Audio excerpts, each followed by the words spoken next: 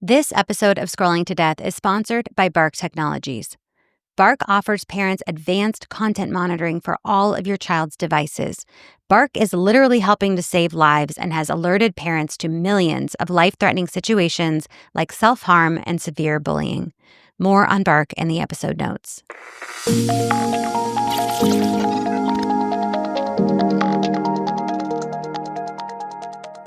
Welcome to the Big Tech Gut Check here on Scrolling to Death. This is a weekly update for parents on all things social media and big tech. These updates are for the week of February 24th, 2025.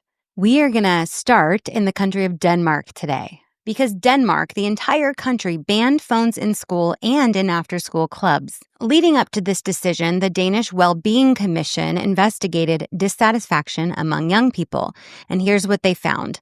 94% of kids had social media before they turned 13, and that 9 to 14-year-olds spent an average of 3 hours per day on TikTok and YouTube. They found that this behavior increases the risk for children to be exposed to comparison culture and harmful content, and also takes their time away from essential childhood activities like spending time with family and friends, reading, sports, really anything non-screen. In addition to banning phones from school grounds, Denmark made an official recommendation to parents.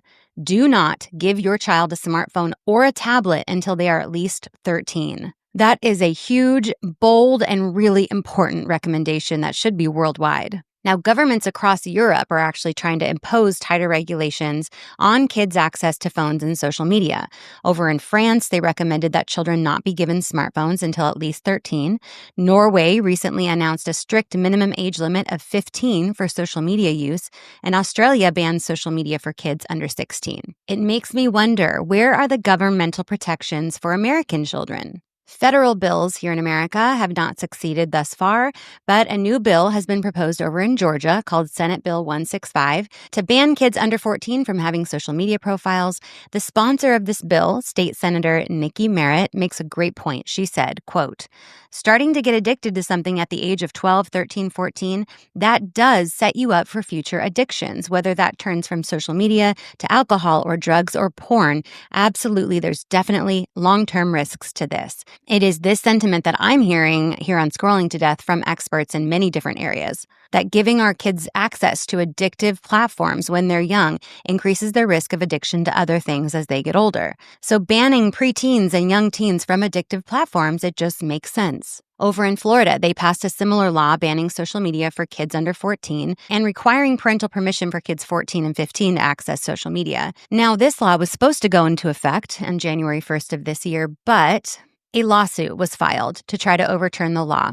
So there is a temporary court injunction in Florida, and this ban will not yet be enforced. If you're wondering who filed this lawsuit, it's an organization called NetChoice, who receives funding from companies like Meta and Snapchat and X. This is how it usually goes down. A law passes, NetChoice or a similar big tech-funded organization sues, it gets tied up in a legal battle, and children keep getting harmed in the meantime. So getting laws passed is a tough game. But another way we can force change and get kids protected online is through lawsuits. You might have already heard about the 4 families who sued TikTok after the loss of their young teenagers. All of these parents blame TikTok for serving their children choking challenge videos in the TikTok algorithm, causing their children to try the challenge and die. You can listen to my interviews with the parents of these 4 children here on the Scrolling to Death podcast, and I'm going to continue to follow these lawsuits. But while I'm talking about TikTok, another dangerous challenge was in the headlines this week. It's going to sound ridiculous when I tell you what kids are doing. TikTok users are taking videos of themselves dropping heavy things on their feet. Small appliances, tools, pieces of furniture, and the goal is to find heavier and heavier things to drop onto their feet. They film themselves doing this and they post it online for views. Listen, kids do stupid things, right? But we don't need virality and likes to encourage them further. Challenges like this are dangerous and can have long-term consequences, and then can lead them on to deadly challenges like the choking challenge. So this is a reminder to talk to your kids about dangerous challenges and really just keep your kids off TikTok. Now let's switch over to talk about gaming. A new report just dropped this week from a group called Fairplay. They're calling it Buying to Belong. And here's what parents need to know. We talk a lot and focus a lot on social media harms, but we don't talk enough about gaming. And kids are gaming way more than they're on social media. Gen Alpha, kids who are 0 to 14, spend an average of 1.5 hours per day gaming. So Fairplay studied gaming activity for kids aged 9 to 15 in the US. They specifically looked at how free social gaming platforms like Fortnite and Roblox monetize children by exploiting their developmental needs and vulnerabilities. Meaning, the gaming platforms use our children's data, vulnerabilities, impressionability to pressure them into spending money within the game, along with making money off of them in other ways. These games are designed to pressure our kids into buying virtual goods. Young people and their families are experiencing significant financial harm due to a powerful combination of in-game currency and design features that encourage players to link their value to virtual goods. So within this investigation, Fairplay found that young gamers experience homophobia and racism in the games, often involving whether or not they can afford virtual assets. So the monetization techniques of these games are facilitating racism and homophobia. Fairplay found that because these games are designed to maximize engagement and keep kids on there as long as possible, this harms their physical and mental health. Peer-reviewed research shows that excessive screen use is associated with poorer working memory, inhibition control, and even symptoms of ADHD. So Fairplay is calling on the FTC to protect young people by passing privacy and safety by design legislation that protects children. But what about parents? What can we do? Fairplay recommends that we, number one, speak out, that we share our concerns with our representatives to influence this legislation. You can go to senate.gov and house.gov, enter your location information, and find out who your representatives are to ask them what they're doing to protect our children online, both on social media and gaming. Fairplay recommends that we limit our children's use of gaming platforms and do not allow VR. We should teach our kids to think critically about virtual goods and virtual currency. Your child might be asking for more Robux in Roblox. Help them understand how the game is designed to make him or her want that. If you are going to allow your child to spend money within the game, set very clear budgets, but it's probably best to not allow them to buy virtual goods at all. To balance out your child's time online, we need to prioritize non-digital play. And most importantly, Fairplay reminds us to talk to our kids, acknowledge the emotions that come as a result of their media use, listen empathetically, and validate their feelings. I'm going to link to this full report and want to thank Dr. Priscilla Benford and Rachel Franz for authoring this report and prioritizing these issues around online gaming. Last topic for today, we're going to talk about early childhood tech use. So our younger kids using tech. A group called Children and Screens is basically the gold standard institute for scientific research.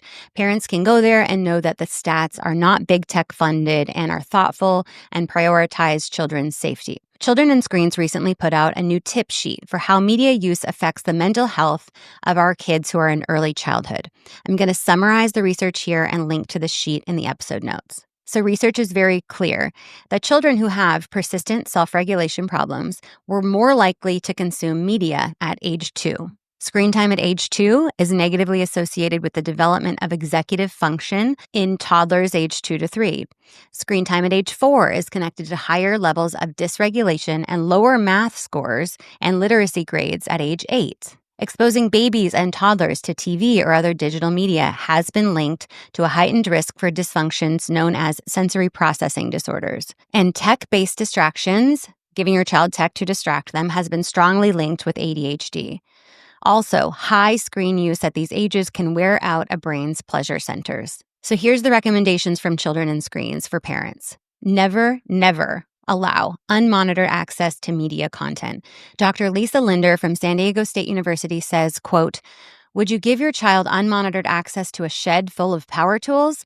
No, because tools are powerful and in the wrong hands are dangerous.